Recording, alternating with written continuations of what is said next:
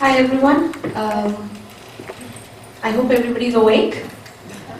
If someone needs to grab a coffee, please go ahead and grab one. All right, my name is Harshada, and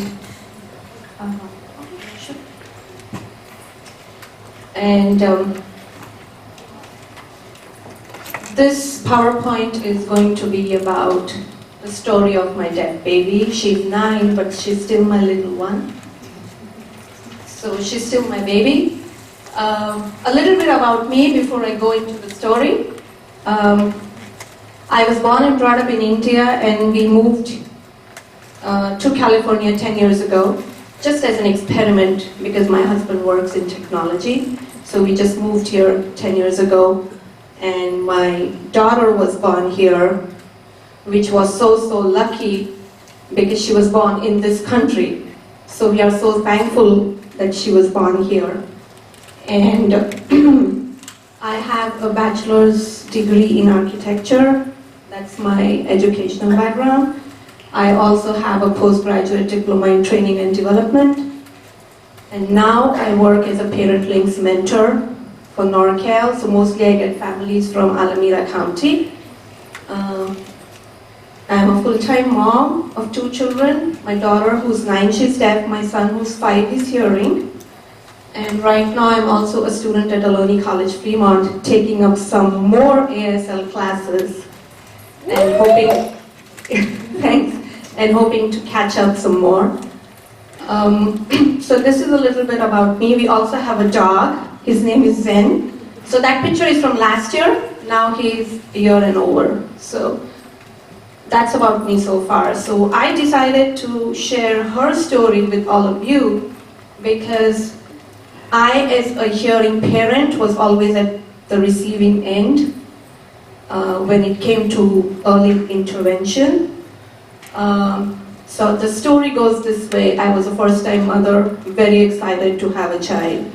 My daughter is born. I had an extremely difficult labor. We had a C-section, and then it took me almost 3 months to recover because I was traumatized physically. So it was very difficult labor for me. And while I was still in hospital after my child was born, I was still under the effects of anesthesia when the nurse told me, your daughter failed the hearing test. And I had no idea they even took her for the test.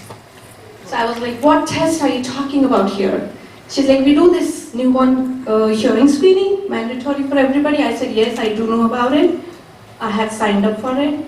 So she said, we finished it and she didn't pass, so let's try again tomorrow. So that was the 3rd day. I was still in the hospital. They tried again. It didn't work. She said, it's not working. Something might be wrong. Maybe the equipment is wrong, or I don't know.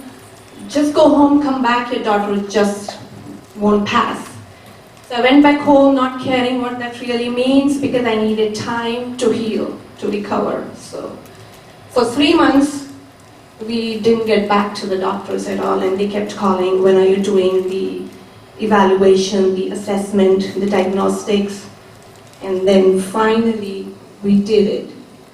And by the time my daughter was 4 months of age, they told me, which I do not like to say, they told me she has bilateral profound hearing loss.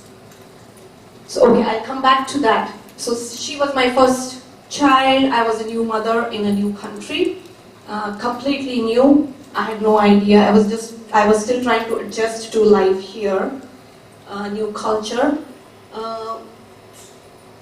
New mother in terms of difficult childbirth and something about still thinking about what this test means because I had no idea what this test meant. And then after we did the evaluation, by the time she was 4 months, we found out she's deaf. And then our life just changed.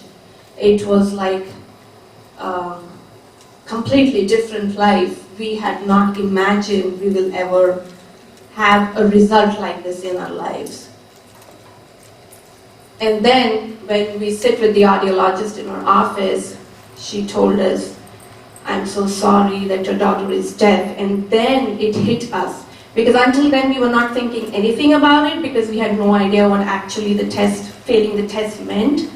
And the minute the audiologist said, sorry, your child is deaf, and I'll explain further what this all means, and then she started getting into too many details and information about what should we do next, instead of waiting for us to process what this information means. So we thought it was too much, too early. She should have given us some time to process what actually it means. So the negativity started building up right there in the office of the audiologist when she said, I'm so sorry. And she started explaining how bad it was for my daughter, which meant how bad it was for us. We being hearing people never had any idea about what it meant to be deaf, so it was extremely traumatic for us. So there was a lot of emotional drama going on in our lives for 1 year. So just to get away from it, I went back to India for 4 months. I was like, I have to get away from all this and just go there. So for 4 months, me and my husband, we pretended as if nothing's happened. She's hearing, she's not deaf, and we didn't do this test, and we don't care anymore because we realized that we are not enjoying my new baby. All for 1 year we were doing the test and we were kind of processing this information, what it meant, going through this emotional drama, and then pressure in terms of this is what you should do, this is what we think you should do. The pressure was from everybody, the audiologists, the surgeon, the ENT surgeon, the pediatricians, our friends, extended family, cousins. Everybody had an opinion about how we should raise our daughter. But in India, nobody had any opinion because nobody knew that she was deaf.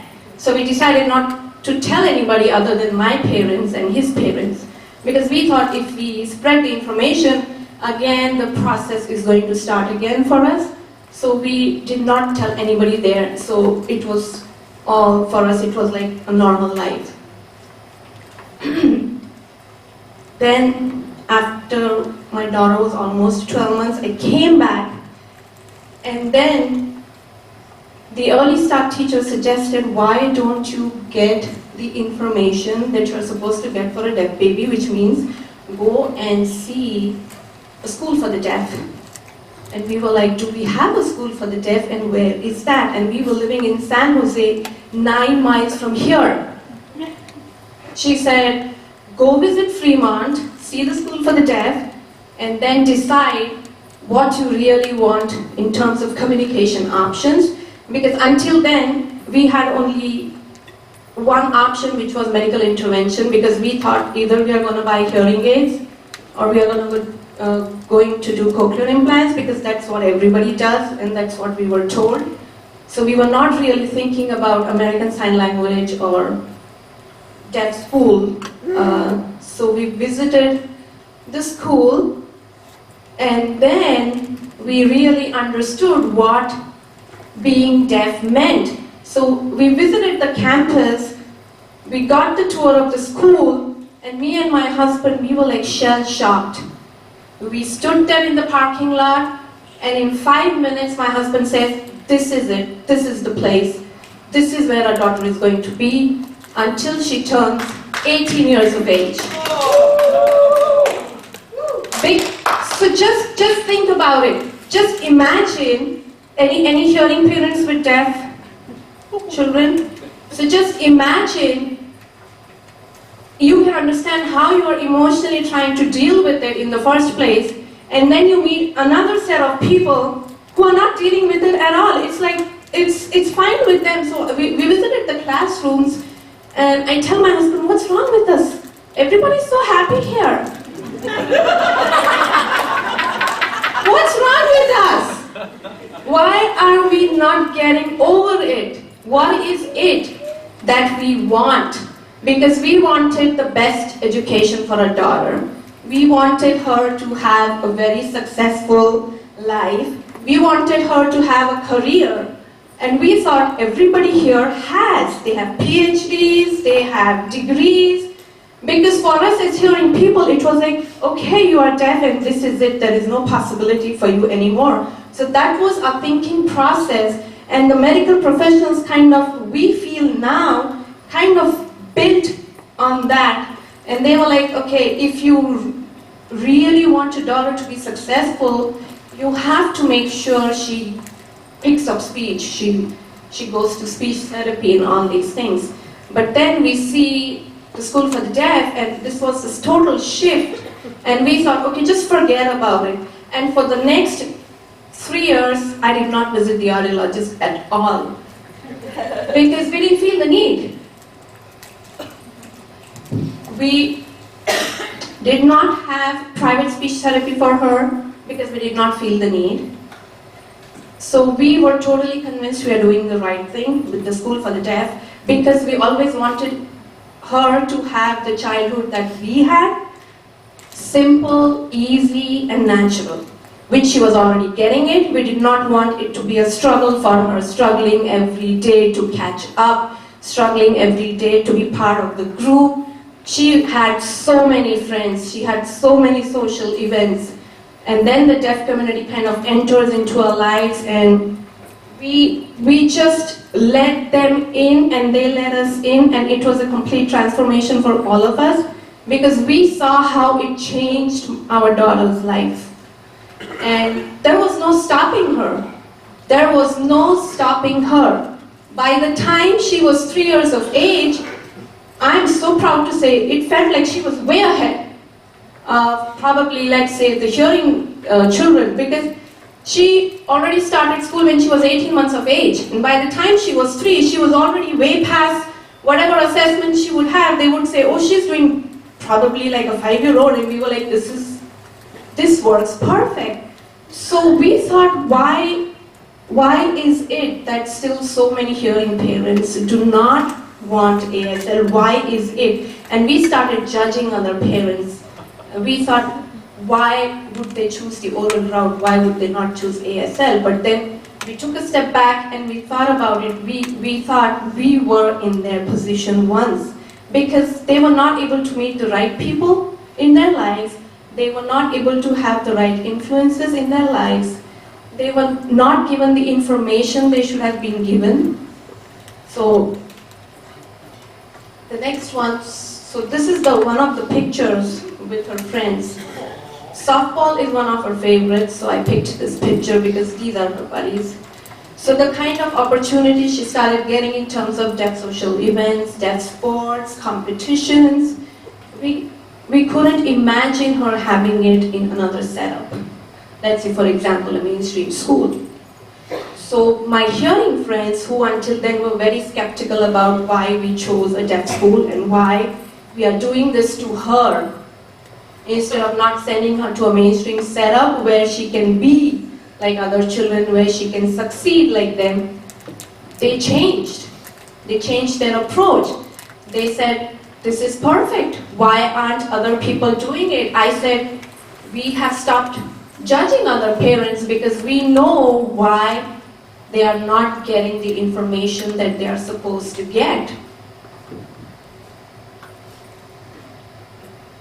So what was my experience with the newborn hearing screening program? I thought I think it is a great program in identifying babies very young, but based on my experience, I thought it was too early for me, because it took me at least 3 months to come to gain my health, to become healthy again. So I thought, had the nurse chose different set of words, had the information been conveyed in a different way, had they been more positive about it, probably it wouldn't have been so traumatic for us as a family to come to terms with it.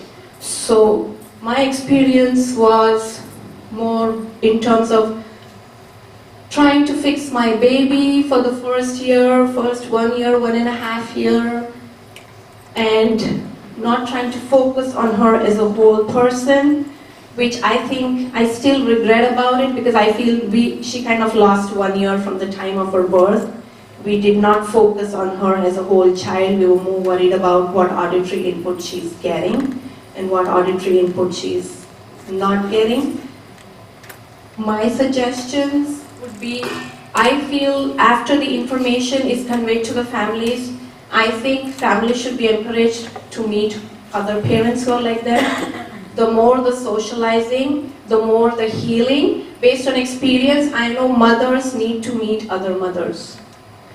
Fathers need to meet other fathers. So I feel the more the families socialize, the better they are able to make decisions, because that is the best way to exchange information, which otherwise you're not going to get from anybody else.